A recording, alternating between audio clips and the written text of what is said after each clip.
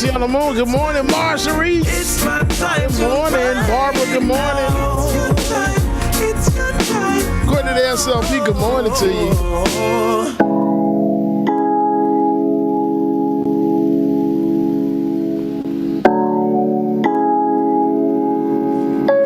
Chef Mellow G, good morning. Okay, sorry is a sorry does. She just wanna cut up in the Tiger, what's going on, Tiger? Good morning. I don't wanna see it from your eyes unless it's Cartier. Berman Love Life, good morning. She said you ain't playing fair. Nah, I ain't playing fair. Nah, I ain't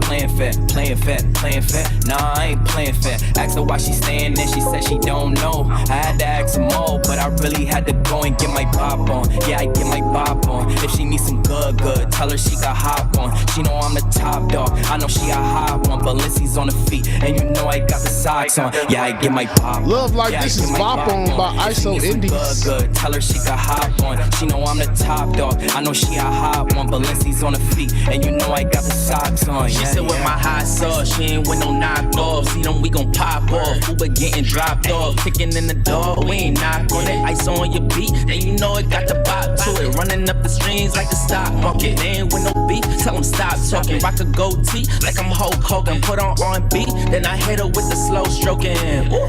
Then I told her she could hop on it. Bop on, yeah, I get my bop on. If she needs some good, tell her she got hop on. She know I'm the top dog, I know she a hot one. Balenci's Pop those reds if I can find some non-copyright house music. Yeah, I get my bop on. If she needs some good, tell her she got hop on. She know I'm the top dog, I know she Brother a hot Kane, one. good morning. On the feet, and you know I got the socks on. Yeah. Double B's on me, yeah. Double C's on the donut. Adam Ward, shout out to the West Coast, man. Shout out to you. And Cali. I'm a G, let him know. Who is he? ISO. Who is he? ISO. Bop on, yeah, I get my bop on. If she wanna give me neck, gotta keep the top on. But she got the top off while I got topped off. She was taking too long, now I'm finna nod off. So I get my bop on. Good morning, Tyler. Tyler, good morning, brother. Amber Layla, good morning. She know I'm the top dog. Montaz, good morning to you. On the feet, and you know I got the all right, y'all know what time it is. Welcome back to the screen. My brother from another mother. Dwayne's gonna run that footage, man. Benjamin Dixon, good morning, y'all. He's on the feet, and you know I got the socks on.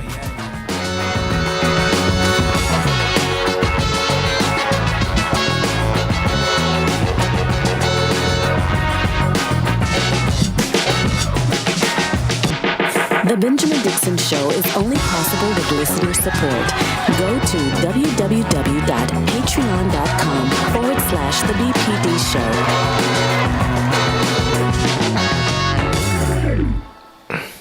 Welcome back, everybody. It is Tuesday, November 23rd, 2021. Thanks so much for joining us. As always, I'm joined by my brother from another mother, DJ Exclusive. How's it going, man?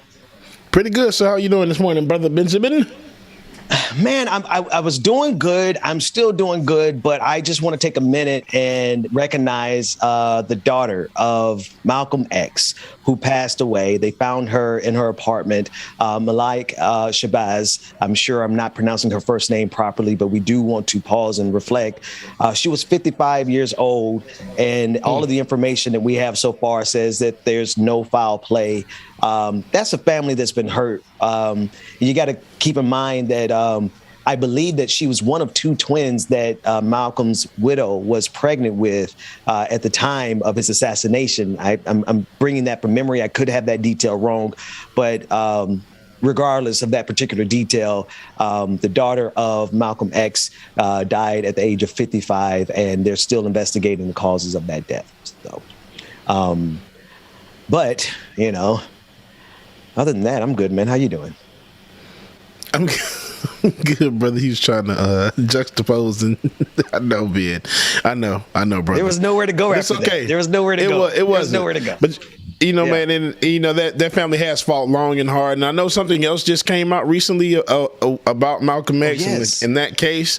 So right. I know it's been a lot going on. It has been a lot going on, and I'm sure. And I'm sure that stress probably it got to her. I'm sure that's what it is. I'm sure. And just rest in peace and solidarity to the family. Yeah, no, absolutely. And thank you for reminding me. We were just discussing this. The producer and I were discussing this yesterday, and not knowing that this would be the occasion that we would finally get a chance to talk about the two men who have been convicted of assassinating Malcolm X were exonerated. And this is years after the fact. And for decades, man, we all believed very clearly that there was something more that happened there. But to see that investigation finally come to fruition, and just shows you also how easy it is for this system to blame something on Black people, even when it is guilty itself. It is just a testament to what this system has always done. So that family has gone through a lot, and we're going to be sending up prayers and sending love, and like you said, solidarity over there to them. So, let's make it worse. Do we have the clip of that defense attorney from the Ahmaud Arbery case? It's a short clip, and I don't even have her name yet. David, if you could give me her name. But this is the defense attorney in the closing statements yesterday. And I tell you, James, there's no depth to what these devils, and I make no qualms about calling them devils at this point, because when you hear how she vilifies the deceased, how she vilifies Ahmaud Arbery in this moment, all the way down to his dirty toes. The clip's not I want America to listen. Go ahead, David. The clip that we have is a little bit more compiled, so it's the defense in general. That clip is in there, but it's a little bit longer than what you saw. Okay. Well, listen to how evil all of them are. Run the clip. Yeah, right. Before. Defense lawyers told jurors that this killing was self-defense because when they look at this same disturbing cell phone video, they see the victim trying to overpower their client and take his gun. And so he's done what he thinks the law allows him to do, which is to try to de-escalate that approach by showing force. All we can guess about the young man is that his teenage years were full of promise, but his early 20s just led him in the wrong direction. Turning Ahmaud Arbery into a victim after the choices that he made does not reflect the reality of what brought Ahmaud Arbery to Satilla Shores in his khaki shorts with no socks to cover his long, dirty toenails. Greg and Travis didn't have to do anything on February 23rd, and the fear and the frustration of this neighborhood would continue. There was no legitimate reason for Ahmaud Arbery to be plundering through Larry English's house those 4 nights. Ahmaud didn't live there. He didn't work there. He didn't have friends there. He didn't jog through that neighborhood. He was a recurring nighttime intruder.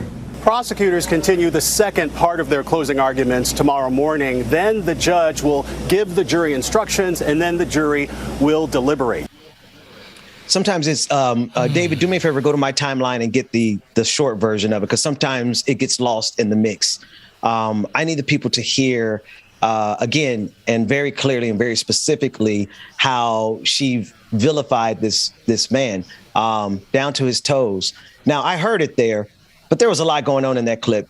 And it does show you the breadth and the depth of, and we'll run it later, because we are going to get ready to talk. And James, we're going to be speaking momentarily with Brother Khalid. He is a friend of the show, and we'll be speaking about the race that he's in. And so we'll get back to this, and we're going to talk to callers. The phone lines will be open momentarily, but I just wanted the people to really get a good idea of the depravity that we're dealing with here, James. These people, they really have no limit to how they'll dehumanize us. They really don't, Ben. It puts us back in the mind frame of George Floyd's case. Same thing they did with him. They're going to try to vilify Ahmaud Arbery in every kind of way, and they don't care what they say. They just want to know. They just know that they just want to win. Yeah. At any means necessary. By any means necessary. Did you see what just happened there, brother? You see, we just both did the same note at the same time. See, that's what I love about doing this work. James, go grab you some coffee, man. I'm going to talk to my brother, Khalid Kamal. He is a candidate for mayor in South Fulton. South Fulton is known as the blackest city in the country. Am I right, brother Khalid? First of all, thank you for joining us this morning. How are you? Hey, good morning. You're absolutely right. With a 92% African-American population, we are the blackest city in America. And the 2020 census says we're getting blacker. Getting blacker. I love the sound of that. Tell us about your race. Tell us about what's happening in that city, a city that I'm familiar with. It's such a large city. We're not talking about a small area, and we're not talking about a small population. Tell us about the city. Yeah, not at all. South Fulton, I don't know if you all got those graphics I sent this morning. People can also just visit khalidcares.com/101. But the city of South Fulton is actually 100 square miles. I call us Atlanta's twin city. We are the same size as Atlanta.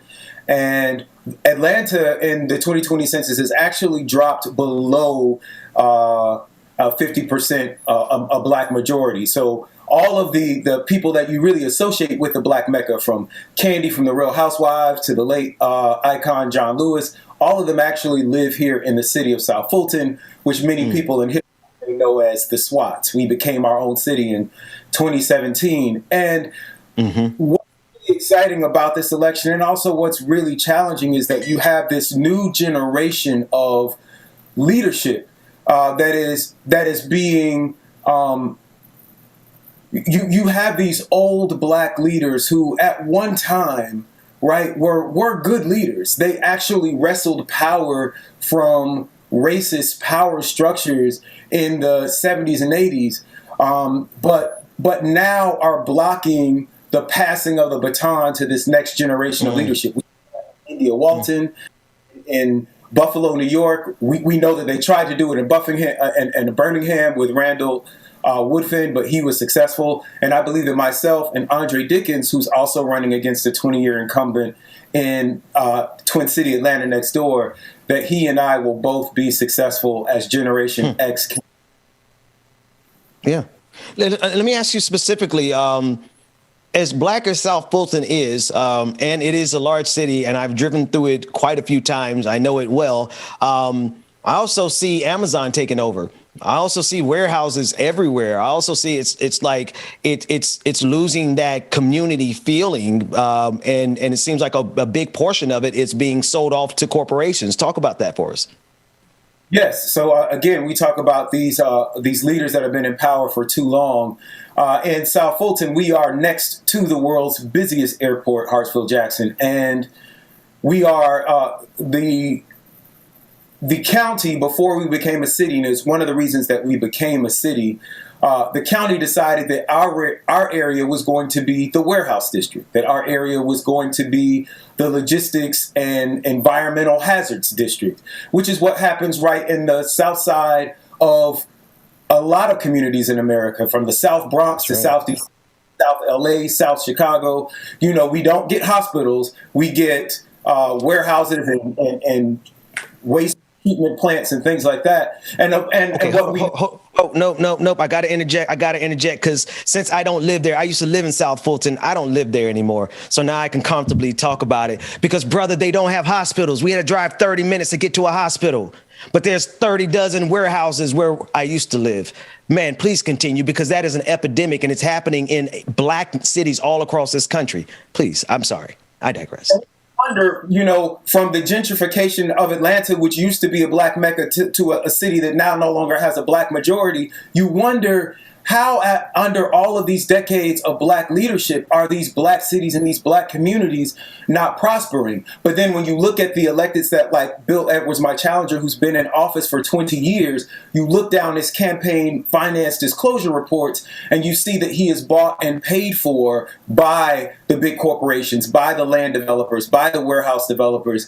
And then you look at his voting record and you find out that he actually approved many of these warehouses and many of these deals. He annexed a huge chunk of the city, what would be the city of South Fulton, to Union City to build warehouses, for which that mayor gave him the key to the city. So you see this black elite that used to work on behalf of Black people, but now seems to be working on behalf of themselves and their families and their own personal wealth, and not for our people. Now it's just time to either have them pass the baton or our generation has to take it. Either have to pass the baton or our generation has to take it. Brother, there's a couple of other things that that I see happening that mirrors so many other cities. I've had the pleasure of living in a lot of places, right? One of the things I see that's reflective here in, not here, there in South Fulton is the same thing that I saw when I lived in Roxbury near the Boston area, rather. And it is, right, it is the wholesale commodification of the Black community. But here's where it's happening also.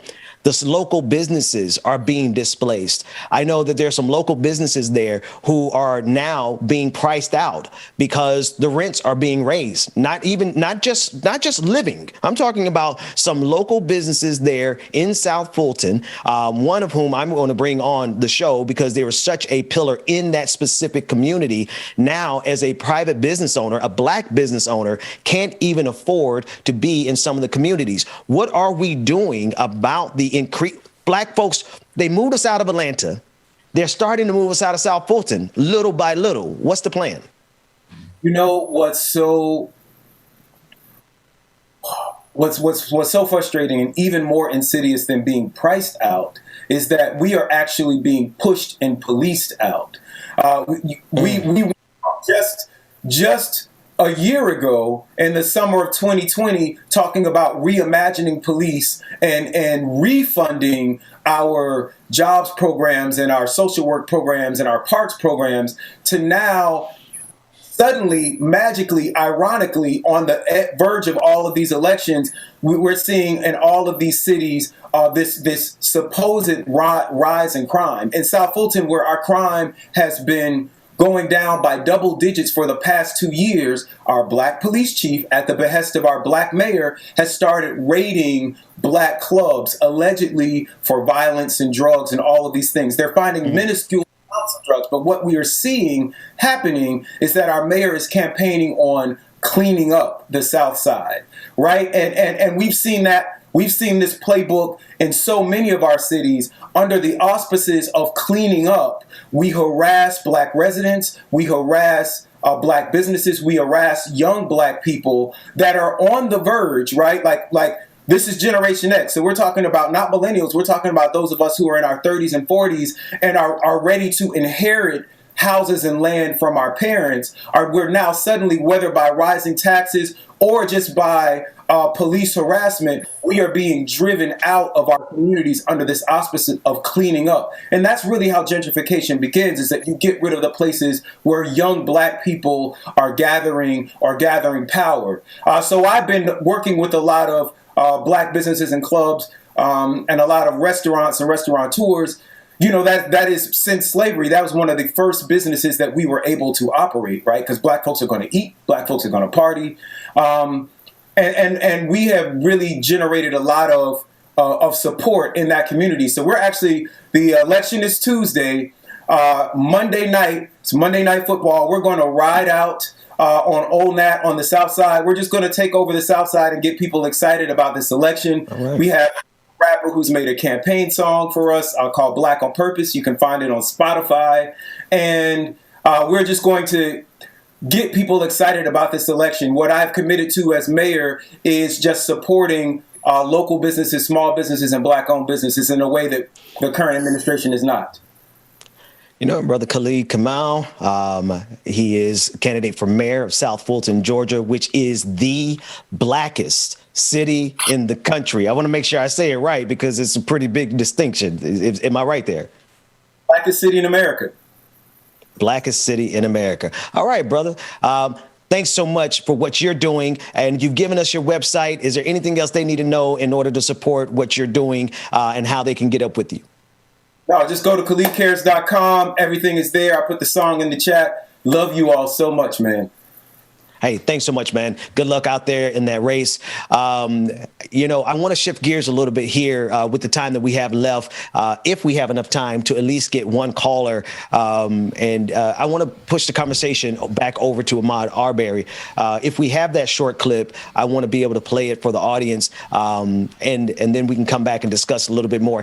I'm seeing something that our friend James, Pastor Anthony Galloway, calls the tapestry of white supremacy.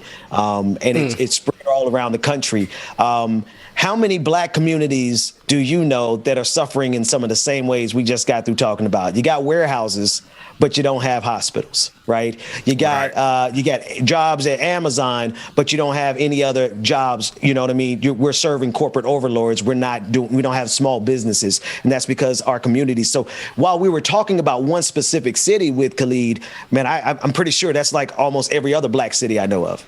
Yeah, absolutely, dude. And just to hear him say, just thinking about him, man, y'all are absolutely right. The closest hospital there, it's probably about 30 miles away from the city? Period. And I know that personally. When I lived there, I had to take a family member to the hospital, and it took the ambulance 30 minutes to get to us and 30 minutes to get back to the hospital. Thank goodness it wasn't a cardiac emergency. Right. But there are warehouses on every corner in that city. And I see this, this is the same thing. Whenever I used to walk through Roxbury or drive through going to the studio that was there, it was warehouses in the middle of what used to be thriving black communities. And I'm afraid that's what's going to happen in so many other cities. So that said, right. DJ Exclusive, let's do this. Rebecca Azor is out today. She's out today because she got started earlier on her Thanksgiving break, on her holiday break. She had a rough time yesterday. So I was like, you know what, sis, take the day. So let's go to break. When we come back, we're coming back with Like It or Not. We're going to go through all that other media that we have, and we're just going to kick it, and then we'll see everybody, because this is our last show before we take a break. We have some specials that we'll be running on Wednesday, Thursday, and something on Friday. But as far as our live show, we got to take a break too. So James, take us to break. We'll be back right after this. Hey.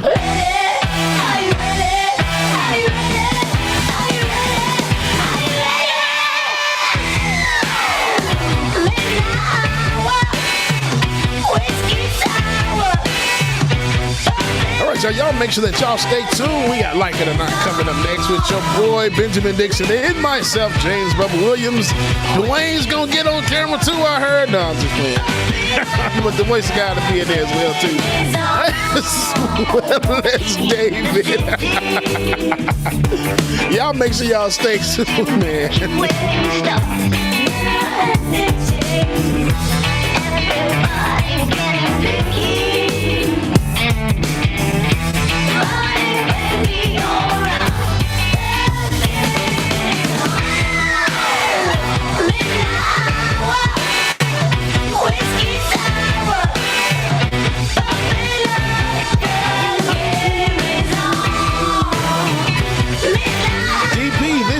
Midnight Hour by Yale Feldinger.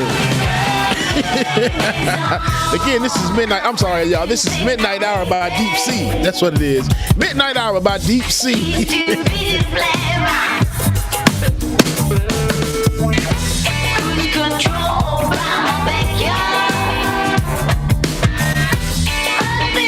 me see what I got here for this here.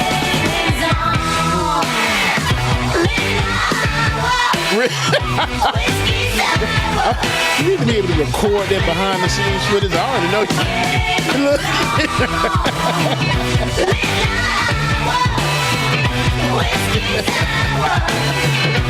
That's funny.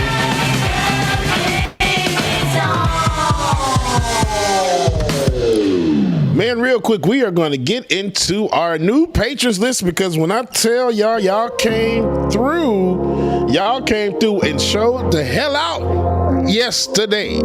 So let's get into it real quick before we get back into the music, y'all.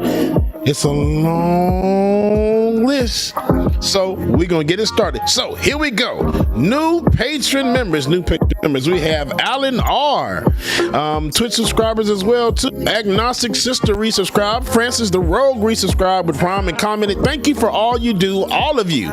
And Red Heart, we appreciate you. Rachel Letney gifted a subscription for fellow Twitch streamer $27. The Chicken Fried Dragon gifted a subscription to John F. Mac Dropout, Game Set John, Action Button, and Ilhan. Jay Putnam gifted a community subscription, and Nemo 1870 Dragon cheered 2,727 bits. Oh, okay. I just got this notification in the Zoom. I'm like, what the hell is going on? Okay. If I press this button, it ain't gonna kick me out, is it? Okay, cool. I just wanted to make sure. At the pause for it.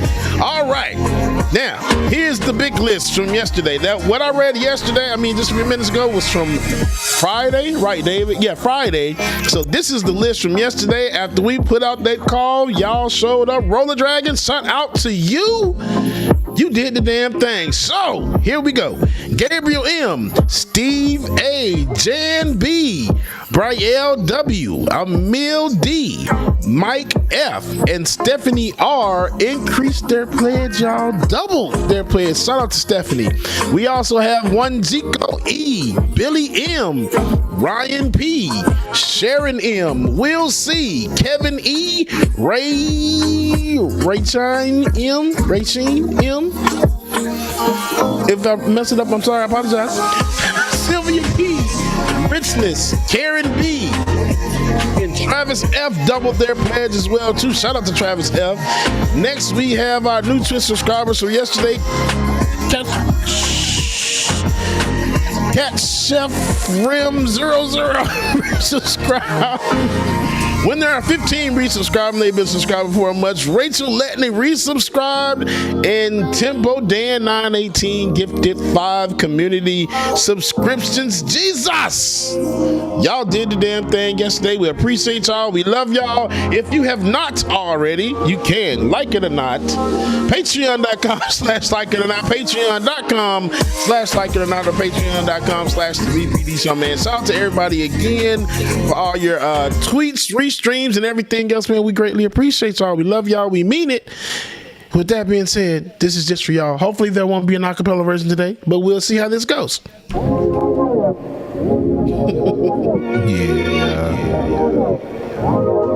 know what time it is. Good morning, y'all. And shout out Jeremiah Schaefer, who said he just joined Patreon a few minutes ago. Shout out Jeremiah, we appreciate you. 9 a.m. to 10:30, yeah. Like it or not is on your channel, yeah.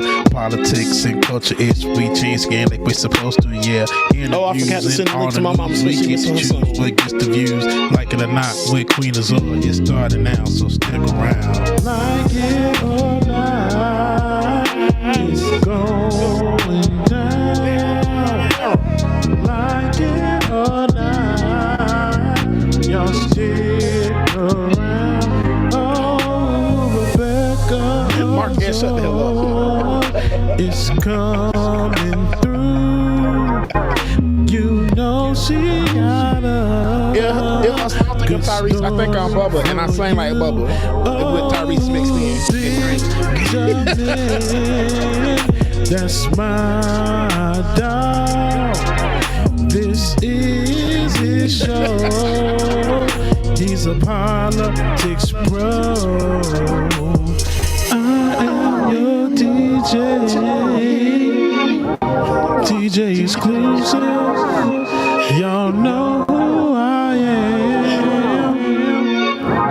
I stay dropping them jams. Jam boulder, you know I got you. Like it or not, it's going down. Like it or not, y'all stick around. Oh, like it or not, it's starting now. I was about to pour the coffee on it, and then I thought I might know it's hot. Like it or not, it's about to go down. Like it or not, with Benjamin Dixon, starts now.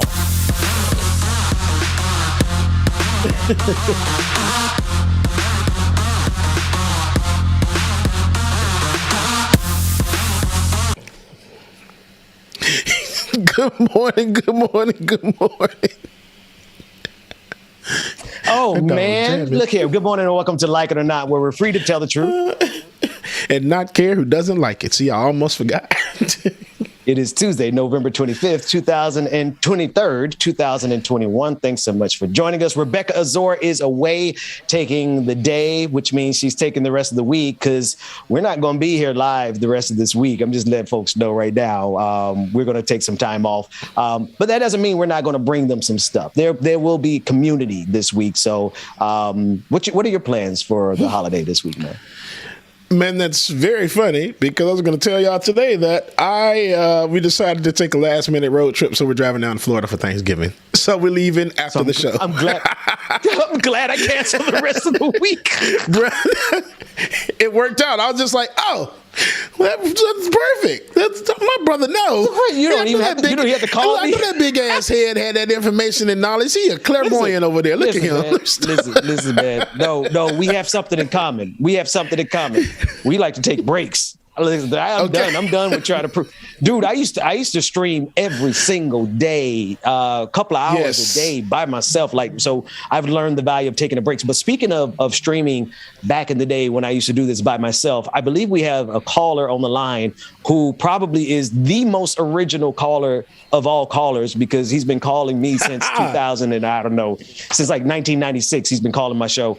Bryce is on the line. Brother Bryce, are you there? How you doing, man? Bryce.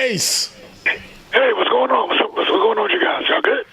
Ben, everybody. Yes, sir. Good morning to you. It's good to hear your voice, man. How you doing? I'm doing good. I want to let you guys know I'm going to get married next year. Wow. Congratulations, my man. Congratulations. You know what, man? Y'all plug your ears real quick because that's worthy of a...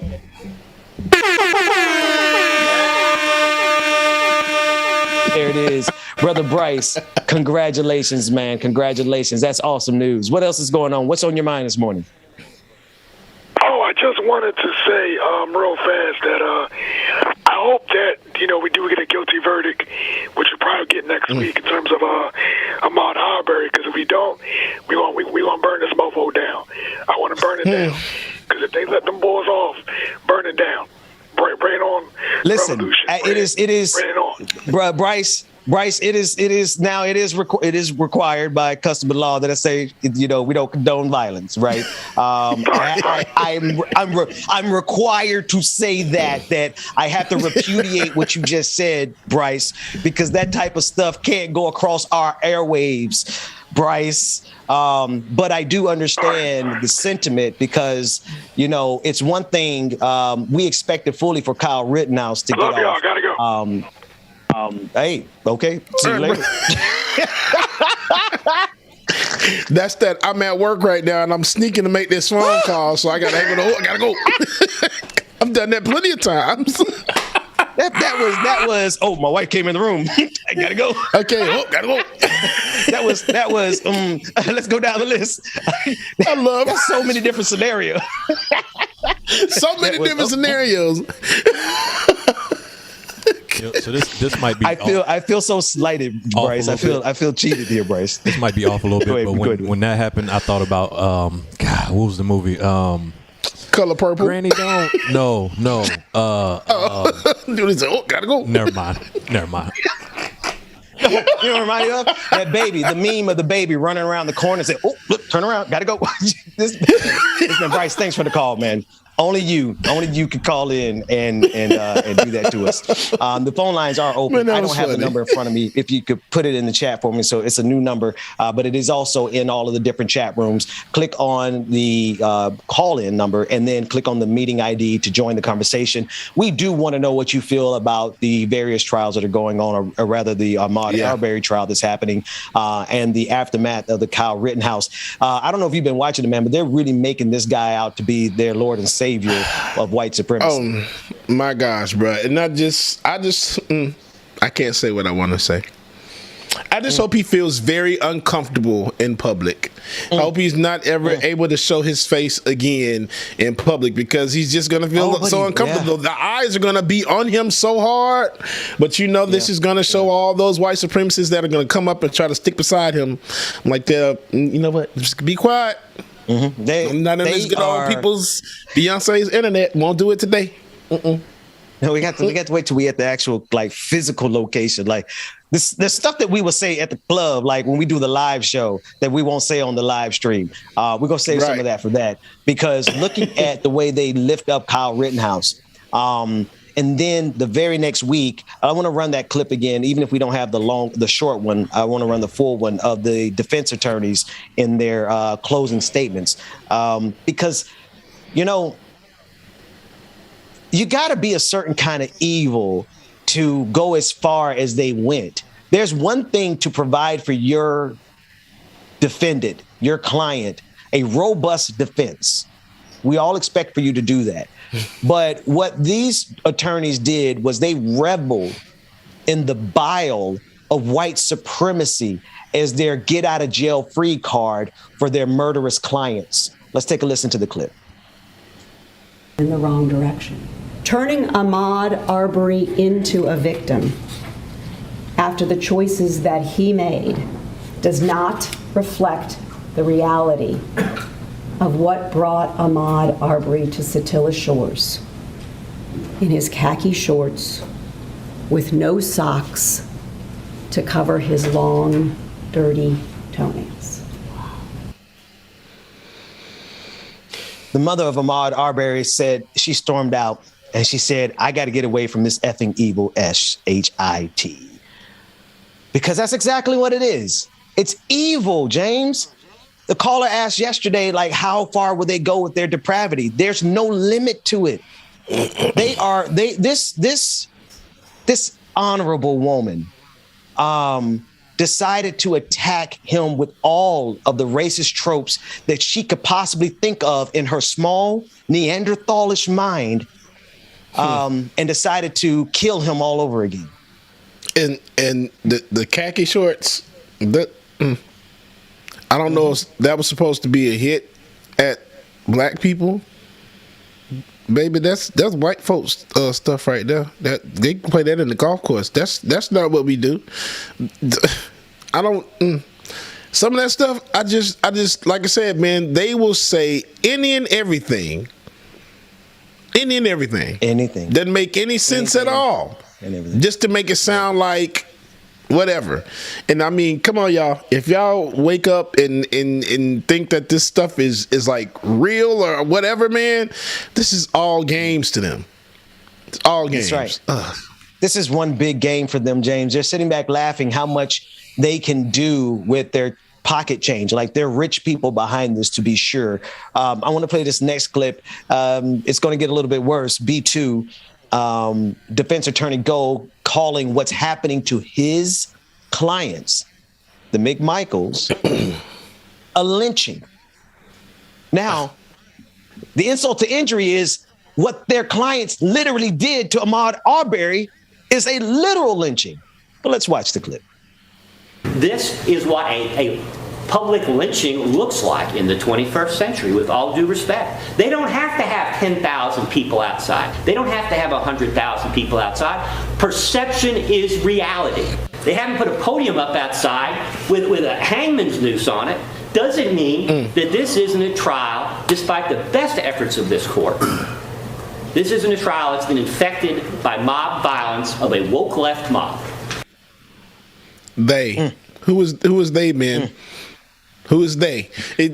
At this point in America and everything else, y'all just say what the hell y'all want to say, man. Just go ahead and say it. Right. They niggers, they black folks, they African Americans. Just say the shit. Y'all just they. Who's they outside? They can put up a podium with a noose on it. Just say who the F it is. Because at this point, that's all y'all doing. We know who pulled up outside in front of that damn building, and I guarantee you, let that verdict not go the damn way it's supposed to be. You think that's 100 passes outside right now? Brunswick, Georgia is going to be freaking full of black folks come next week. I guarantee it. And Guff did go farther yesterday. I thought I had the clip, but I don't see it now. He So for one thing, there was, I forget who it was, but one of the pastors that attended the event on Thursday did go on to CNN after the event, Ben, and said that they feel almost that the request for mistrial and calling out all of this stuff and making these claims and using this language is a way to get people to act out, to force a mistrial.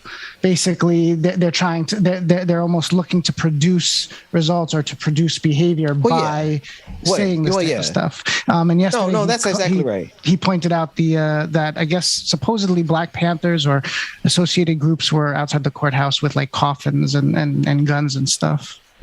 Well, so of course that's what he wants.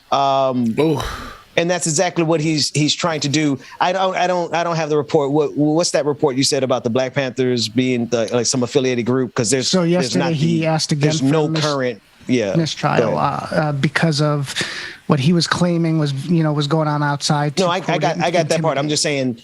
Yeah, no, I'm just saying if there's any media coverage of the group that he was talking about being there. I only had him asking for the mistrial and describing it. But that said, they might actually just get what they want, right? I know most of the time we like to engage in rhetorical chess and do strategery, like George W. Bush said. But sometimes the people ain't got time for your games, and they're going to give you exactly what you want, Attorney Go. So I would be careful in that regard to not provoke the people. I'm sure he pretends to be a God-fearing man. The Bible says provoke not the people to wrath. It would be against your best interests as an attorney, as a good standing Christian to do that. That said, I want to move to another clip. I want to go to the prosecutors. Go ahead. Do you see how uncomfortable this judge is? Like when he starts talking, I don't know if y'all paid attention to that. The judge just looks so uncomfortable up there with him saying all of this stuff. He's just like oh my gosh. He's fed up with him. He's been on. Yeah, he's fed up with him. Because it's all a part of the game. You have to understand, like, this guy Go is not the real defense attorney. He's not. The other attorneys that are around him, they're the defense attorneys. He's the dog. And this is not to make the other defense attorneys any better, right? Because we just got through hearing from them. We hear how insidious they all are. They're all drenched in white supremacy. They're all savage barbarians. They have no compunction about killing a person twice in order to get their clients off. And again, I understand a robust defense, but she's reveling. She's enjoying this. She's been waiting to say this kind of evil, vile, sadistic shit about Black people. Right. I'll pay that $100. Here we go. Let's get to the prosecutor's closing statement. Day one prosecutor's closing statement in the Ahmaud Arbery trial. Let's take a look at that. Travis McMichael, who fired the fatal shots, his father Gregory McMichael, who was also armed that day, and their neighbor William Roddy Bryan, who police say joined the chase and recorded the video. They're hoping that they've convinced jurors that they were making a citizen's arrest. Prosecutors told jurors that the law requires the men to have immediate knowledge of something that Ahmaud Arbery did wrong, and none of them saw him steal anything at the neighborhood construction site. And they made their decision to attack Ahmaud Arbery in their driveways because he was a Black man running down the street. If you are the initial unjustified aggressor, you don't get a claim of self-defense. You're probably going to hear this. Yes, we pointed a shotgun at him to get him to comply with our orders. Not sure why anyone should comply with their orders to stop and talk to us, but there was no reason for him to defend himself against us. They attacked him, they shot and killed him. They never, ever said on February 23rd, 2020, that they were doing a citizen's arrest. James, there's so much more to this that I want to talk about. We have a caller, Gus from New Jersey. I want to bring you into the conversation. What are your thoughts and your comments? Yes. Good morning, Benjamin and James. How you guys doing today? Good morning. Doing great. Good morning. Excuse me. Good. Yeah, so I wanted to talk about, first off, I wanted to add on to what you were talking about before about how repugnant the defense attorney is, particularly when the one attorney was talking about the black pastors and everything, and how the other lady lawyers were making these faces when he first mentioned that last week. That's right. Meanwhile, she came around yesterday and with talked about deadliest of blows. Ahmaud Arbery. Hello? Yeah, no, I'm agreeing with you. Go for it.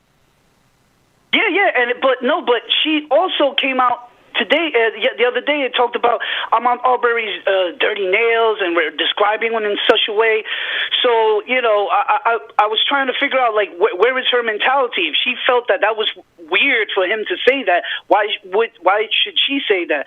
Also, okay. Let me get a correction here. My producer is saying that's not the same lady, but it's pretty close in proximity in terms of space. Like, I don't trust anybody that's sitting behind that bench anymore. Like, I don't care how they put their hands in their face. All of them are guilty, in my opinion. But go ahead, brother. No. Thank you for that correction. I appreciate that, and that's my mistake. Nonetheless, it's still repugnant altogether. And what really sticks to my craw is the judge, the way the judge is treating this defense, juxtaposed to the judge treating the prosecution in the Kyle Rittenhouse case. You see how at every turn that judge was nasty to the prosecution, and this judge here is being nice with these guys, saying these things about lynching when their clients were the ones actually doing the lynching. It's almost unreal to see two different judges treat these cases. Absolutely, Gus. Listen, man, you hit the nail on the head. Thank you so much for that call. James, absolutely right, man. Like you see the range that these prosecutors, or rather these defense attorneys, are afforded, and the ability to just do this. It's just a stark contrast, man. Like, if folks don't see it by now, they just don't want to see it. Oh, yeah, most definitely. If they don't see it by now, they really just don't want to see it, dude. They're turning a blind eye, is what we call it. Yeah, and they just acting stupid, act like you don't see it. I got one more clip. This is a clip of friend of the show, Cliff Albright. He did something, and this is a clip that I was able to get last week. We were there with the pastors, the 200 pastors. And you're right, James, if they mess around here, they're going to have more than 200 pastors. They have 100,000 black people down there.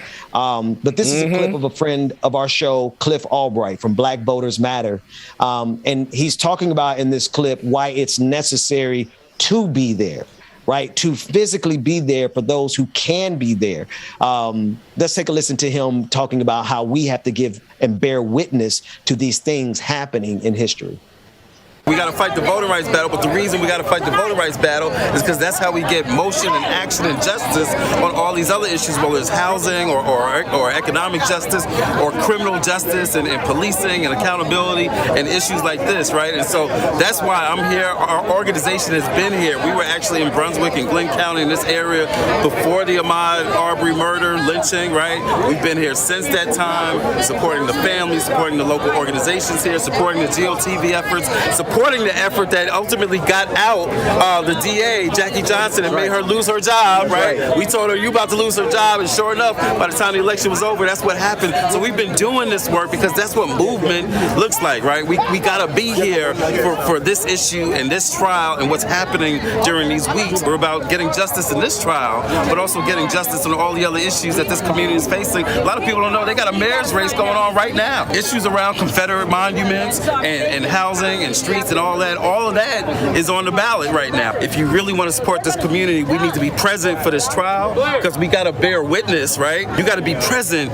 to tell the story around what's happening, because if you don't tell the story, then nobody can appreciate the miracle that happens, right? Every time the defense attorneys points out transformative justice or black pastors, right, or files a motion, they filed about 7 different motions just to get rid of Barbara and Darrell from being out here.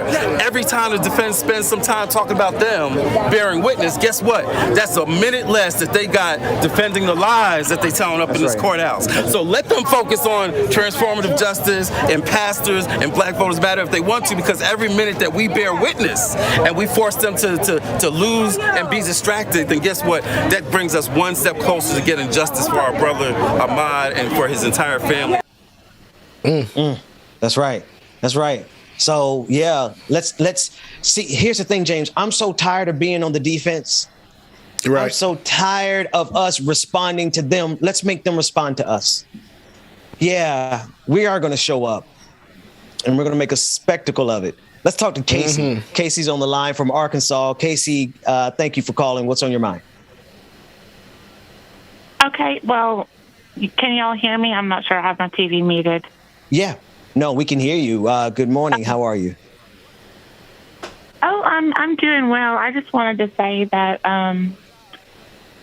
it's really interesting to me how the evangelical right, how quick they are to worship white supremacy, considering all of the dogma, that they have against false prophets and false idols. But the first time somebody shows up and they're like, I want to continue making white supremacy a thing, they love it. They love it. But I also want to say that I am optimistic because although it's a morbid analogy, when things die, when they're dying, that's when they really get violent, trying to save themselves. And that's what white supremacy is seeing right now. That's why they're so outlandish, is because they are trying so hard to stay in. It's the most important thing to them. I love that analogy. I thank you, Casey, so much. Yes, thank you, Casey. Call. James, I call it the death pangs. The death pangs of white supremacy. Yeah. They're on their way out. Exactly. They're on their way. Because, Casey, the best that they have at this point, their hero is Kyle Rittenhouse. That's I'm encouraged. They don't have a bright sad future. Would that be for that to be your person, I just, how sad would it be to be like, this is the one. That's the He's guy. their savior. I mean, surely there's somebody better. Or Tucker Carlson for that matter, right? They have a really, they're not the Barry Goldwaters. They're not the William F. Buckleys. They're not the brightest tools in the shed. So the fact that they are on their death pangs, but they are dangerous, right? Just because they're laughable doesn't mean that they're not dangerous. So I want everyone to keep that in mind while we mock them, because they're not supreme. They're desperate to maintain that power, like you were saying, Casey. Get the last word there, Casey. Well, I guess for the last word, I would just like to say that I love your show so much. Oh, and I did see that Facebook is trying to take your page away. And, you are definitely doing it right if you're pissing people off. Exactly. Well, thank you, Casey. We appreciate you. Thanks so much. Anyone else wants to get in on the call? 301, I think I have the phone number here now, 301-715-8592. It's also on our screen below. It's also attached to all the chat rooms. You can call in and give your comment and or question. James, Casey just laid that out. She said these evangelicals, they sure are quick to worship some white supremacy. Absolutely. She said it perfect, dude. It's just like, most definitely. That's exactly what they're doing. Yeah. It's just like, okay, so now y'all are trying to do any and everything because y'all know y'all falling off. And soon, at one point, dude, I really think it's going to be one of those things that we're not going to take any of that BS. And it's just going to be it anymore. James, we normally go a whole hour. That's because Rebecca's here and she's usually filling up a lot of this time with all of her stories. I got to stretch, man. I'm an old man. Can we take a quick break? And when we come back, we're going to be talking about this clip from Nicole Hannah-Jones as she breaks down exactly why they fear critical race. Go ahead, Dwayne. Oh, man, I'm trying to get up a caller, you're live this on the air. This ain't gonna take too long. Luke Kane, tell him what's on your mind, bro. Oh, Luke Kane, what's up, man? Hey, what's going on, y'all? Just Very like white on the line. How's it going, brother? Right. I was just saying, I feel you about, it's time for us to go on the offensive because, these two cases are making it quite clear. Like, they're trying to set the legal precedence that is going to tell black people, remember your place in the case of Ahmaud Arbery's case, his murderous case, and then to let any white people that have too much proximity to black folks to remember their place with the Rittenhouse case. So in terms of going on the offensive, like, I think we got to start with those who are considering themselves to be aligned with us, like, and that being the Democratic Party, which is we know that they can't win anything without us. They can't win dog catcher without us. So it's time that we lead up. I know it's not enough time between now and the nearest midterms and general election for us to form a full-blown black political party, but I think it is enough time to form a black political delegation in the mode of like a Fannie Lou Hamer type of deal, where if we can show that we can peel off enough votes from them, we just have to be able to make the case to our own people for our own people. Like, hey, in these these polls, these preliminary polls and stuff, put down that you'll vote for whatever candidate is endorsed by the black political delegation, or that you just won't be voting for the Democrat, or you'll be abstaining. Let them know ahead of time that they'll lose, and then watch all of a sudden, they legislative agenda switches up. Man, listen. But that's what I'm just saying. We got to go offensive. Luke King, I love the idea. I love the name too. I love the initials. The Black Political Delegation. That's what we should call it, BPD. Thanks so much. Thanks so much for that call, Luke King. I'm about to say, Luke King, before you go, everybody's asking you to say it's about to go down for the like and the not so. It's about to go. Wait, hold on. It's about to go down. I don't know. I got. There it is. Hey, look, I need to get Luke Kane to rap a verse on the remix, and then I need Chuck Diesel to rap a verse on the remix. There it is. We love it. Hey, appreciate you, brother. You be safe out there. Now, DJ Exclusive, I need to stretch. I need to get my old bones and move these old bones. Can these old bones live? We're gonna see. Man, take a quick break. When we come back, critical race there. Y'all make sure y'all stay tuned, man. We got some more coming up. I hope his mic was on. Everybody heard him. He's talking about my back. Sound like, oh man. Maybe I just wanna let it shine. There is no good or better. I think tonight I'm gonna make it mine. I stepped out, stepping on next. All right, so if y'all want to call in, you can. 301-715-8592. 301-715-8592. Y'all make sure y'all call in, man. It's pinned at the top of all the tests wherever we stream from, so you can call in as well. That's a bitch move. Press that I arrive, mad that I survive. All your sad attempts to send me to the sky. But I've been in the wind. Tractor Tasha, good morning. Oh, yes. Shout out, Brother Luke King. Brother Lateef, I know you somewhere in the building as well. Brother Lateef, good morning to you. Law probably hasn't been around. Where's Law? And Savage Sweetheart. That's okay. Jazz Montazzo, good morning. And look deep down inside. And soon you will find a pretty soul that needs more shine. My world has come together. And maybe I just wanna let it shine. There is no good or better. I think tonight I'm gonna make it mine. 1, 2, mean right hook. Come and test me, my mob beat will have you shook.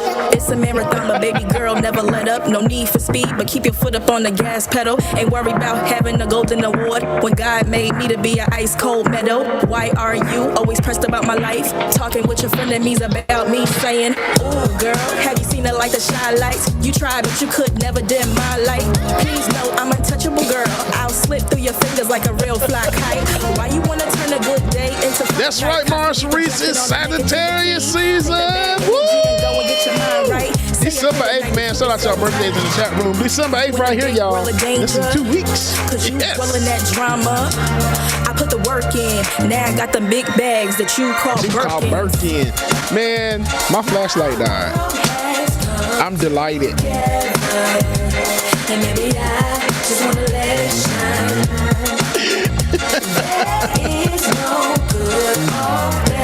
Y'all welcome back to the screen, Benjamin Dixon. And while he's coming in, Ben. Yo, what up, man? Hey, did you hear about the chameleon who couldn't change color? He was decolored? I don't know what happened. No, he had a reptile dysfunction. Oh, hey, Bubba. So that's high quality. That's high quality dad joke. I can officially get in on the dad jokes with you. Yes, and we're gonna have to have a dad joke off one day. Yes. Congratulations, the voice of God in the background, Dwayne. And Ben got to get in there too. Is a proud new papa. Ben got to get in. What's that? Please don't put Ben in there. my whole life is a dad joke. Okay, my entire life is a dad joke. So I'm gonna leave those to y'all too. I honestly don't want to talk about any more politics. But we will. Here we go. Y'all gonna let me get out of politics? Will they set me? What do I got to do to get free of politics, man? I just don't want to talk about this stuff anymore. It's evil. It's like these people are going to destroy humanity, and I got to sit here and give commentary about it every day. I just kind of want to run out into the snow and never come back some days. Man, there's so much other stuff to talk about, Ben. You ain't got to. You just go on Twitter one day and just pick a topic and talk about it. I think they'll be like, "Wait, Ben's not talking about politics," and then they're going to start thinking like, "Well, I'm not used to this. Ben's not.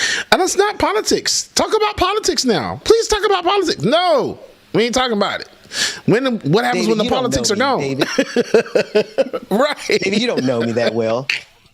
Get out my pocket, man. Get your hands out my pocket. Speaking of not politics, Kanye West. I hate you, David. He thinks he knows me so well. Kanye West is making an overture towards Drake. Now, you could tell me more about this because I punched out of hip hop circa 2008, the Carter 3. I know it inside and out. I felt like hip hop was in good hands with Lil Wayne and Drake. I didn't pick up hip hop again until Certified Lover Boy. They've been doing pretty good, man. Drake is on this is the golden era of Drake. I just don't know if I'm comfortable with him being cool with Kanye because Kanye ain't got them all, and his politics are even worse. Man, his music is great. I love Kanye's music. I love his music. His Donda was pretty dope to me, but the boy is off. Man, all of them off. But Kanye, you got to understand. Kanye he has some issues. Since his mom died, first of all, Kanye was never right to begin with going into it. Even when Graduation or any of his other stuff came out, Kanye was never there. So now after his mom passed, it's just like he's screaming for help. This man is screaming for help, literally. So, but his music is still good. I don't listen to Ye for anything else but music. So music. That's it. Donda's off the chain. So I agree that Kanye has been a little off lately, but y'all should go listen to the interview he did on Drink Champs with Nori. He's still a little off. But he's saying a lot of things, man. You just gotta listen. It's sometimes. Oh Lord, Dwayne, you starting to sound like one of them. You got to do your own research, people. No, not even. Sometimes it's. I'm just speaking on the interview he did on Drink Champs. Sometimes it's you got to listen to the message and not the messenger. So it's one of those type of things. So just if you tell me what resonated. What can you recall? What message resonated from Kanye that stood out and said, okay, he might be off, but this is a good point. Just all like it was a lot of the undertones of like just ownership and how and things like that. But it was a long. It was 3+ hours. But, so I mean, I listened to a lot of it. And I guess I don't know. Like he made some good points about ownership, but he don't give credit to nobody on this. I don't know any of the guests on his album. You got to play a guessing game, like whose voice is that? He doesn't give credit. Every song, it doesn't matter if there's 12 artists on that song. It's just going to say Kanye. But a lot of people are doing that now. I think it's intentional. If you look at the albums that are coming out recently, a lot of people are doing that. Like if you look at the track list, it doesn't show who the features are. You got to actually go listen to it, or they'll put it out weeks after the album has come out. Weeks after, and you'll have to go on the internet and research it. It's several artists that do that now. They don't put out their guest features anymore. Yeah, but you got to understand, Big Sean. You got to understand. Said complaining about that. Yeah, go ahead. Yeah, you got to understand, it's a way to make money because then, and I like it that way because once you listen to a track, you don't know what the hell's going to be on there. Beyonce does the same thing. You don't know who Beyonce about having a track with her. She just dropped that damn album and then boom, it's going to blow up. Same thing with Kanye did. Yeah. Granted, he did that previously, but with this one, it's like, especially the deluxe version, it's like 30-something tracks. Man, I ain't about to put all y'all asses' name on this damn thing. Y'all know who it is when you listen to it. Now, the person that he did give a shout out to and put the album list on there was Andre 3000. Now you gotta understand, they still get credit. That's right. They still gonna get their money, but you just ain't on that track listing. Now, when he put Andre 3000 on there, he had to pay respect where respect was due for that one, because that's some money. Yeah, he had to, man. That's attorneys too. Speaking of that 3000 verse, that Andre. Oh my gosh, bro. GOAT, man. GOAT. So that I don't know what else to say, but there's nothing else to say. Life for the party. That's all I know to say about that. Let's do it. We may as well. And we're not going to do all time because if we talk about all time, we'll be naming so many MCs that are no longer with us. Who's your top 3 living right now? Who wants to go first? Or even top 5 if it makes it easier. Top 5 living right now. In no order, Kanye, Jay-Z, Drake goes in there just because, like, I'm not feeling like the slow Drake. Certified Lover Boy, it took me so long to get into Certified Lover Boy. City Girls. Oh, man. I'm a City Girls fan. And I'm trying to think about who my 5th one is. Oh, man. Summer Walker. I'll put Summer Walker up there. But, that's... Oh, you said hip-hop, though. I still put Summer Walker in. Her album's nice as hell. Okay, so you have a nice mix. You cross over, not just okay. I see where you're mixing through. Dwayne, what's your top 3 or top 5? So Jay-Z. I don't know what order. This isn't really an order, but my top 5 is got to be Jay-Z. J. Cole is in there. Damn, I'd say. Yeah. Drake is probably in there. It's hard. I think I would. Andre 3000 is in there, even though he's not so active. And then probably to round out my top 5 would be Big Crit. Nice. Dang, I forgot about Big Crit. See, this is why you don't have this conversation. I don't even know why I just did this to myself because now my 5th is I had to put Black Thought in there. I got to put Andre in there. Jay-Z gets in there by honorable mention just because he's Jay-Z. Jay-Z gets a little bit lazy with his lyrics sometimes. I'm starting to notice a lot more. I don't know if I'm putting Drake in there or his ghostwriter in there. Whoever is actually coming up with some of Drake's stuff is a master. If it's Drake, salute, brother. If it's your ghostwriter, pay that person well. And I'm gonna be honest with you. High key, Meg Thee Stallion got some. I'm gonna throw an audible here. I'm gonna put Meg Thee Stallion in there because I rock with her lyrically before I did all the twerking she did. Like lyrically, I was like, who is this person? Her freestyles, like her freestyle Fridays or Mondays, whatever it is. Like I went back and listened to some of her freestyles before she blew up. Man, Meg got bars. And let me take Summer Walker out because Summer Walker's not hip hop. Let me put Meg Thee Stallion in that place right there. Thank you, brother. I would see Meg go toe to toe with the best of them. I would love to see Meg go toe to toe with like just any Jay-Z. Like let's go bar for bar with Jay because I think like lyrically, her syncopation, her rhythm, her emphasis, her enunciation. Megan is bad. 5 is hard to do though. I mean, because there's so many people that get left out. Like, because there's so many people. Like the people that y'all mentioned. You got Rhapsody. To me, she's probably the top female in my opinion right now. There's just so many that get left Kendrick. out. Doing 5. Yeah. So I don't say Kendrick right now only because he ain't really been active. Like once he drops the project that's coming. He might get back in there, but for now, you're using metrics. You know, you're talking metrics as well. Yeah. Well, in that case, I got to take Black Thought out. Not that he's not active, but I'm talking like we're talking about like Are we including perform? Anyway, this is why you don't have this conversation. There's so many. Like if you just talking about bars, like you got Griselda, you got them dudes that's killing every time they on anything. Ain't nobody mentioned Eminem. Jadakiss. Matter of fact, Jadakiss is in my top 5. Never had a whack verse ever. Like there's so many that get left out if you just doing 5. And then we're talking about living, because I mean, if we go through the pantheon of the ancestors, man, we got some God MCs, to say the least. Let's shift back to politics real quick. Nicole Hannah-Jones, who is the founder or one of the lead journalists of the 1619 Project, wanted to break down critical race theory and the Republican or conservative strategy against it. Let's take a listen to that clip real quick.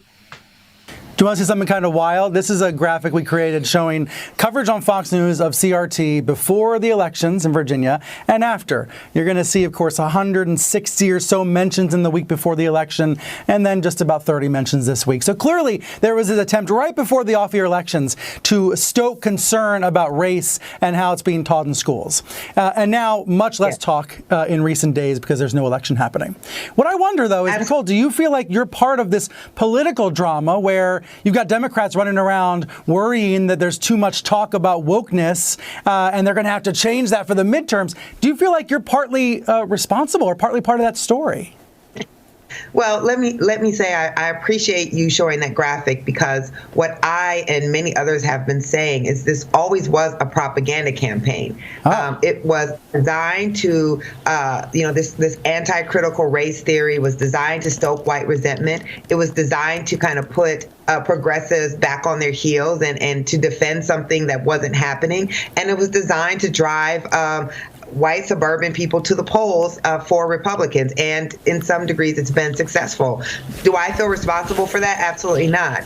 A project that is seeking journalistically to force us to grapple with our history cannot be responsible for bad faith actors deciding that they are going to try to whip up white resentment. In fact, if you read the 1619 Project, you know that race has been the oldest wedge issue in America, and it still works. That's right.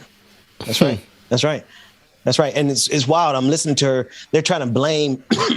They're trying to say because she was one of the lead journalists and the lead thought creators of the 1619 Project, that the subsequent response from these white supremacists, which has been, oh, my God, critical race theory is an abomination.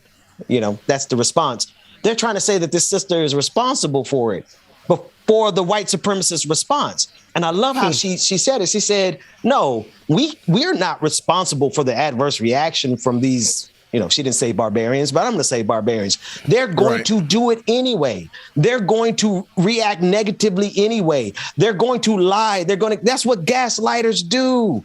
Gaslighters gaslight. And that's what conservatives, that's what they're doing all over this country, man. Excuse me. JP from Michigan. I think I know. Thank you. I think I know who this is. JP, what's going on, my brother? Man, why is it that you going to change up from the top 5 on me and go to some critical race theory? Top 5. Tupac. Give me your top 5. Scarface. Ice Cube. Rakim or KRS-One. I'm sketchy on who get in. That's the old school. That's a good top 5. You threw in one of the deceased. That's why I didn't want to include the deceased, because if you're talking about Tupac and Biggie, they already going to take up 2 of the top 5. But that's a good list you got there, brother JP. What's on your mind? I'll go ahead and honor it right then. I'll take out Tupac and I'll let Chris come in with my philosophy. So here's what I would say, and this is this. So here's the cue on where we are right now, right? So I expect those who don't agree with wrestling with the issue of racism to find ways to do this. And to be honest with you, the Republicans are just way better at messaging than the Democrats are. They do a great job, and they fall in line when the word comes out. They do. They fall in line. The issue that I have sometimes is that our supposedly Democratic colleagues find a way to try to just do enough, but never push back forcefully enough to try to change the narrative. They're more or less saying, okay, well, this is messing up what the rest of our agenda is, which I don't know what their agenda is for black people anyway. I really want to go back to this whole idea of voting. I'm really concerned that are we being bamboozled by the idea that if we don't vote, nothing changes? Because even when we do vote, nothing seems to change. There's always a reason or a rationale why we always end up in the same spot. You and I both know we've had plenty of conversations on why I struggle to not vote for Joe Biden. And it literally has, I'm not afraid of what could happen. Because at the end of the day, it's already happening regardless of how I vote. These folks do what's best for them. And that's where my struggle comes in at. As far as this idea of CRT, of course. Well, there's some issues with the 1619 project, possibly. But at the end of the day, the goal is how do we have a critical conversation about race that people won't get offended and that we stay at the table enough to deal with it. Because, you know, some of y'all youngsters, y'all love to cancel people. They don't answer the way y'all want to, they go. And they just see, poof, move. Right. Poof, just go. And just so, all of a sudden. But my thing is, how do we ever get the change without it? I'll listen now to hear what you got to say before I hang up. It's just good being on the line with you again, my brother. Hey, brother, it's always good to hear from you, man. What's refreshing, James, is to recall how smart my audience always has been. Like, high key, I learned a lot from my audience. Like, you know, I might consider myself to be one of the smartest people in the game, but it's because I had a chance for years to listen to the audience, give feedback, and talk like this. And what I hear Brother JP saying from Michigan, he's saying, you can't scare us with the possibility of another Trump when you haven't improved the situations since you got power from Trump the first time. Right. It's not going to work in 2022 or 2024. And JP said it right, man. It's just like, yeah, they try to get us by like, all right, if you don't vote, nothing's going to change. Hell, we still vote. And ain't a damn thing changed. That thing echoed, boy. I'm like, damn, JP. Yeah, man. So, the audience is smart. We're smart because we have a symbiotic relationship with our audience. They correct us. They show us. They talk to us. And that's why I'm glad we have these phone lines open. Please click the call. And even conservatives. I think I'm going to get a separate number in the future just for conservatives. I'm thinking I might make it just for black conservatives. But we'll see. And I only want to do that to piss off white conservatives. But I digress. Right. Hey, and shout out real quick to Industrial Arts Denver, man. He says, we sent a super chat saying, ask them, does my oppression offend you? And that's what it feels like. That was the other thing. There's something else that the callers are pointing at. He said, we need to be able to connect with them without offending them. Now, this is the question. This is the proposition here, folks. Before I want to get to Jeremiah from Omaha next. But here's a proposition. How do you accomplish not offending people who have made a science of being offended? They will always be offended, which is why I'm going to take great joy in offending them over the next couple of years. God, give me strength. Jeremiah from Omaha, tell us what's on your mind. Hey, how's it going, guys? First of all, I would like to offer a counterpoint to Bubba talking about not listing artists' features on albums. As someone who discovered hip hop, kind of on his own, I find that super helpful because that's how I find new artists. And to go back to what you were talking about Ahmaud Arbery case, that disgusting. Oh my gosh! I watched that clip. I think Friday. That and this sort of zeitgeist of CRT. I can't help but think. I'm sure y'all remember the whole Willie Horton thing. In the 80s. Oh yeah, the Willie Horton ad, George H.W. Bush, I believe. Yeah, and that's kind of what that's the vibe I get. It's they're trying to create a caricature of Ahmaud Arbery, which is disgusting for one. It's not fair for two. And then I think lastly, as far as CRC goes, I am a grad student. I'm actually in seminary, but I'm in a graduate program at a evangelical seminary of all places. But yeah, God bless you, brother. I'm praying for you.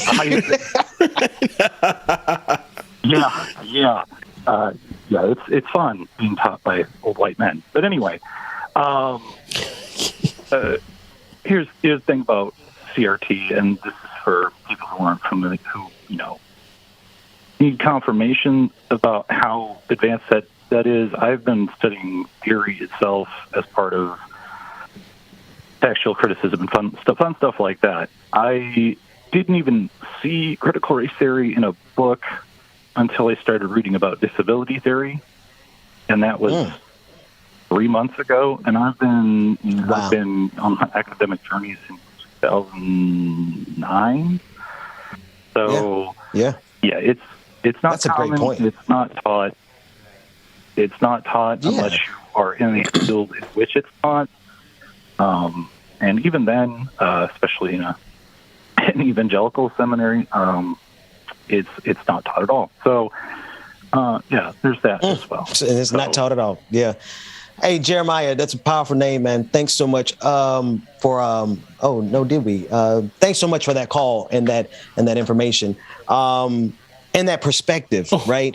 That's the thing, James. Is that I'm hoping that a lot of more good white people, white people of good faith. And notice I'm not saying white liberals. I'm not saying white progressives. I'm not saying white conservatives. I'm saying white folks who could just see what wrong is wrong. Right. And an injustice is an injustice. I believe that this Kyle Rittenhouse decision is going to open the eyes of a lot of other people who were like, is America really racist? And now they see it and like, oh, hell yeah, this country is racist AF. Yeah. I don't know how y'all see that. And yeah, Jeremiah, thank you again for your call. But yeah, you're right. Going back to what you said about the track listing, because I will say, and I will admit that, Ben, you saw it too. I will admit that listening to Kanye's album, like if it wasn't for a friend listening with me, I would have not known half of the people that's on the album. I'm like, who is that? Like at least I own at least about 10 songs. yeah, we in trouble. But it's because a lot of them are like the millennial rappers, the new age rappers. So I don't know a lot of them anyway. So it just took him a minute to go through. Like, you know who that is? No, I don't know who that is. Like I know I can tell all to everybody else. Cuddy. Drake. I mean not Drake, but whoever else is on there. But these new age kids, nah, I don't listen to that. The backpack rappers. David. The backpack. Man, listen, I still don't know who those rappers are on Kanye's album because he ain't put nobody's name in them. I need the names. I was trying to get back into hip hop and he don't want to list who all those people were on his album. But I digress. Folks, we messed up. We're in trouble and we need your help. David, I need you to get Olay's handle, her Twitter handle, so we could send her some love. We had a guest who was supposed to come on this morning who sat in the waiting room and we missed it because we just did a whole bunch of stuff. And we love our sister Olay. She's doing some amazing work in New York as a public defender. And she's bringing so much focus and emphasis onto Rikers and the atrocities that are happening in Rikers. And not only that, she's on all of the major networks, just speaking truth to power. And we missed her this morning. That's on us. Please go to her Twitter timeline and apologize for us and tell her how much we love her because we definitely want to get her back because damn it, I don't like dropping the ball like that. My bad. And the bad part about it is that the calendar invite popped up while we were on the screen and I was going to say, and that was like and that was right when you said Rebecca wasn't coming on. So I figured that Olay wasn't coming either. So it's gonna come off hella misogynistic too, because there's all these men on the screen. We have not one sister on the screen. God damn it! Hey, we can't make mistakes like this, people. No, I'm joking. Her Twitter handle. But we love you, MSOLurin. MSOLURIN.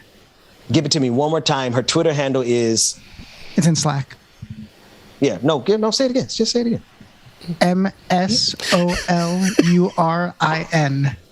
Yeah, there we go. David said, I ain't gonna say nothing for you, black man. Shut the hell up. David was like, I said it once. I'm not. Like, I ain't gonna repeat my goddamn self. I don't like repeating myself. What the hell you talking? That's like he got some voice in his bass. Some bass in his voice. What's going on here now? All right, y'all. We do have one of our favorite. But seriously, y'all show that sister some love, and I'm going to go personally do it myself as soon as we get off the air here, because she has always been a great support for the show, and she's doing some amazing work, and we want to bring attention to those issues because if you ask me, man, I want to start a project. So many of our brothers that are in Rikers right now, they're there because they just simply can't afford to post bail. And so I'm hoping that one day in the future, we can start a program where we start posting bail for them and getting them out of there. And if there is a program that already exists like that, I want to bring them to the front and let's push them so that we don't have to recreate the wheel. Because if it's a money thing, I know there's a lot of, hey, good white people of good faith. Let's do some good with all of that extra money that you guys have. Don't get any non-fungible tokens. Okay? No NFTs. If there's a single good white person in our audience who spent like $1 million on an NFT, I need you to go to patreon.com/like it or not and put it there, or put it in somewhere good. Put it to use, folks, because we honestly can do some good with the resources that are out here. And I'm thinking specifically of the project that I want to do with Rikers. And the first person that comes to mind is Ole Olurin. Show her some love on Twitter. That's all I got for the main show. We're getting ready to get out of here. Before we get out, go ahead. Ben just be going. God damn, Ben, slow down. Shit. We got B on the line. Yeah, before we get, one of our favorite people is on the line. Caller, go ahead and introduce yourself. Okay. Hi, excuse me. I'd like to speak to the manager, please. Ben, I think that's for you. Right, David. I'm going to see y'all tomorrow. Yes. What's going on? B, we're not holding you back. Go for it. Hi, this is B.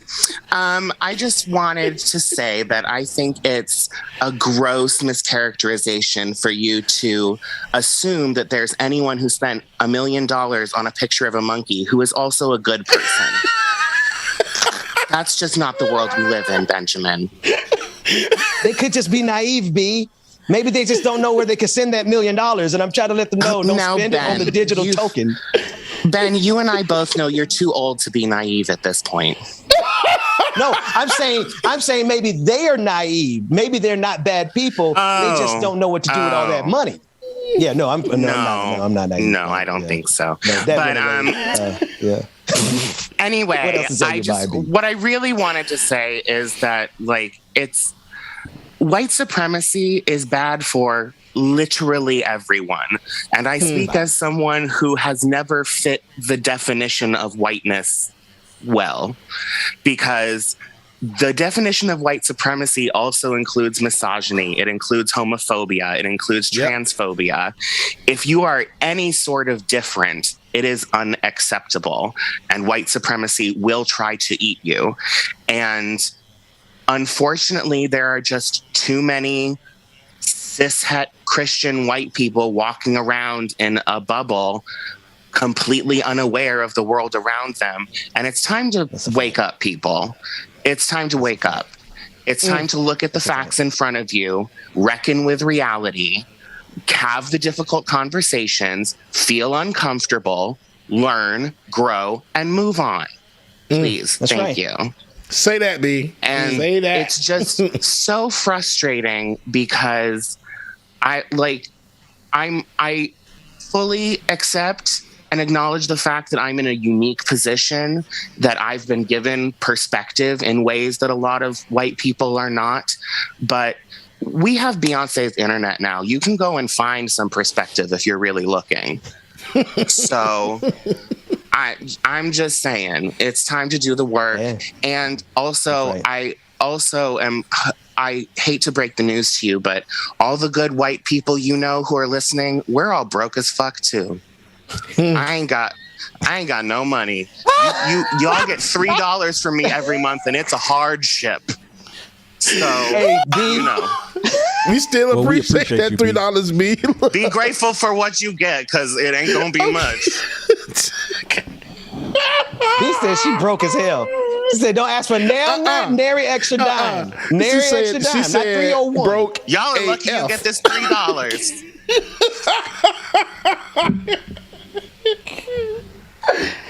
We have missed you.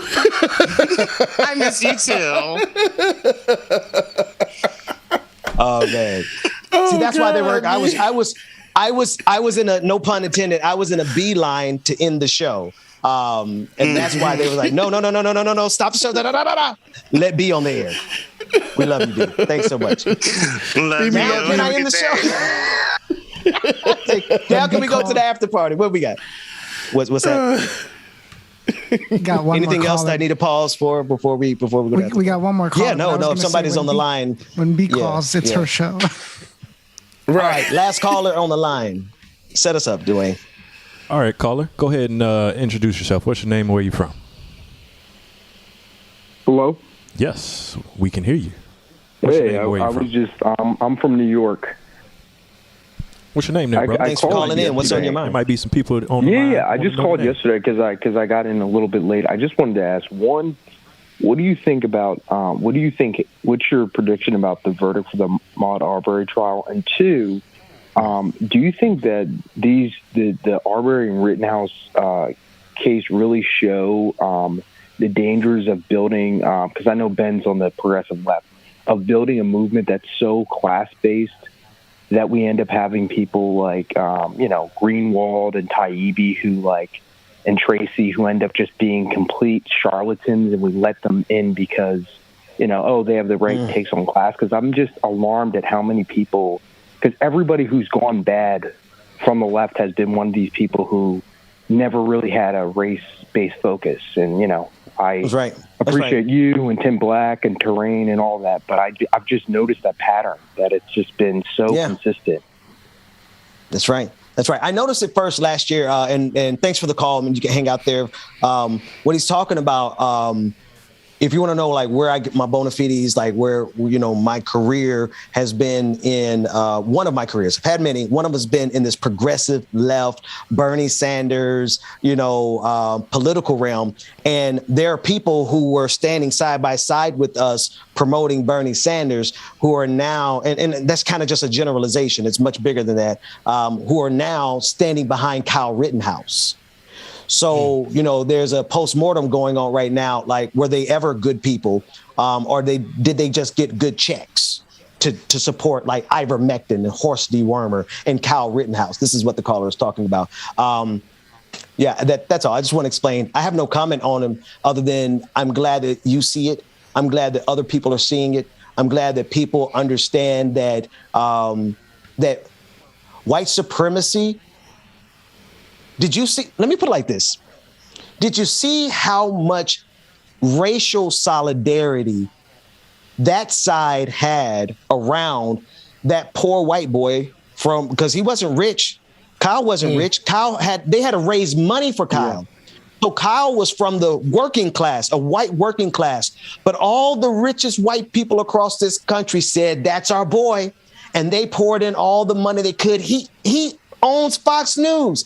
He has his own documentary now on Fox News.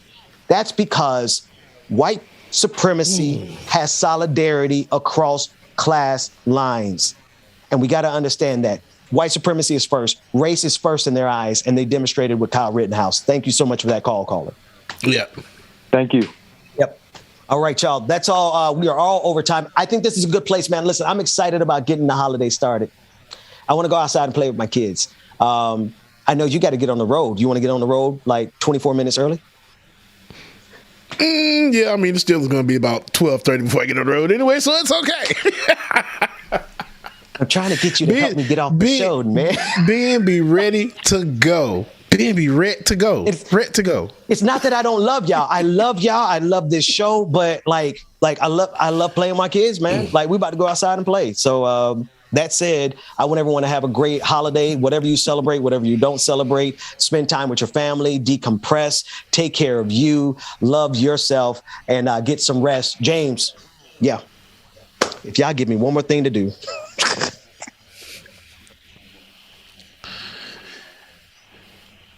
We got some more? I'm about to say, I did the first set already, but David, if you can send me those new ones, yes, because it looks like we got some more new. Oh, maybe David didn't hear me do the patrons the first time. Yeah, that might be what that is. Yep, that's what that is. Him a shout out. You know, David misses all of it when I do it. So, yeah. So, all hearts and minds are clear. Love y'all. As Rebecca would say, mean it. Man, I'm about to go play Spaceship. My kids are. I'm Captain Picard, and they're the crew of the Enterprise. We're about to go play. I'll see y'all later. Them kids ain't been in there all. Be about to go outside and do yoga on the beach. All right, y'all. We love y'all. Mean it, man. Y'all make sure that y'all be safe this holiday weekend. Y'all take care of yourselves. Y'all have fun. Enjoy yourself. Eat a lot of good food and eat a lot of good cake, man. And stay black, stay powerful, stay white, stay powerful. Whatever it is you need to do. Love y'all, mean it. Hey, and real quick, your affirmation for the day and the rest of the week is: I am grateful for the opportunity to align myself with peace, joy, and prosperity. I am grateful for the opportunity to align myself with peace, joy, and prosperity. Love y'all, mean it. Enjoy. Y'all break, man. We'll see you on Monday. Like 5,000 degrees. It's almost ready. We've been craving this all week. Oh, you want it, I got it. I'm hooked on you like phonics. Gotta be honest, you're on it, and this ain't no time to be modest. Poke that, push that, shake that, girl, take your last name, that's hyphenate. Wait a